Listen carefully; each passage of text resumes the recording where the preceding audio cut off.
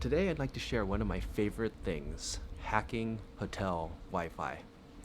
And this is something that's like near and dear to my heart because I'm one of those guys who never takes official vacation. Primarily because, one, it's great for billable hours. I'm always available for my clients. But two, it also challenges me to create the semblance of always being available. What's been fun is that my company, creates like data solutions for like a hedge fund in New York and an HVAC company in the Southwest. And the challenge that I like to see is can we make our systems more reliable and easy to manage, even when I'm in a situation where I don't have the best internet.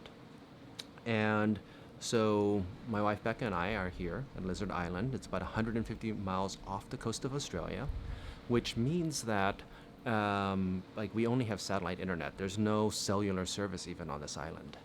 And what that means is that because we're going over satellite, internet bandwidth is pretty constrained. Like to upload this video will take over an hour and sometimes several attempts. And we've noticed that there are a few things that have posed a challenge for work. For example, just as a blanket thing, iCloud doesn't work from here. So something for those of us who have iPhones, every time you take a photo, even if you take like 5 photos to get that one good shot, all 5 of those photos are backed up into iCloud. And what that means for like a resort like this is that it's possible that if you have like 50 guests and all of us are taking photos, like all of those photos, even the ones we don't like because we're like blinking or someone's like looking away from camera, all of those are getting backed up into the cloud. And so that means that like all of the satellite uplink can be taken up by people like uploading photos unconsciously that they're never even going to want to see again.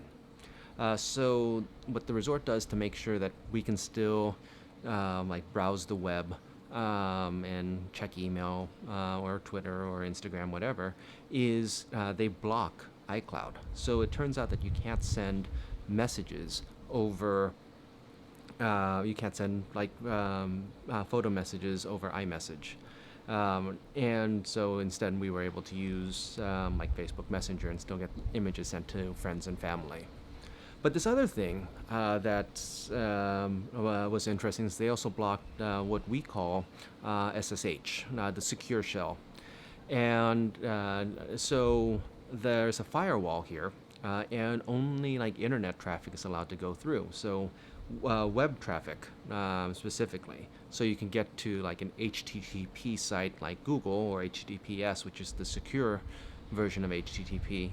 But other services like SSH, which goes over a different port, as we would call it, are blocked. So little background is going to be over most of your heads is that like HTTP always goes over port 80 when you connect to a website, and then if you just go look at a website that begins with a HTTPS, which is the secure version of HTTP, that always goes over 443. And then for the secure shell, that always connects to a server on port 22. And so we weren't able to get, or I wasn't able to connect to my servers at AWS over port over port 22 because that's blocked. Now, why that might be blocked? My guess is that like when hackers like infiltrate a computer and they control it over the internet, they're going over SSH or port 22 to communicate with it, just like I would want to communicate with my servers in Virginia. And one of the things I've learned as a hacker or as a developer is that it's a lot easier to change resources you control. It's a lot easier to do that than it is to get somebody to change their system. So there's no way I'm going to be able to contact like resort IT and tell them, hey, I need you guys to open port 22 so that I can do my work.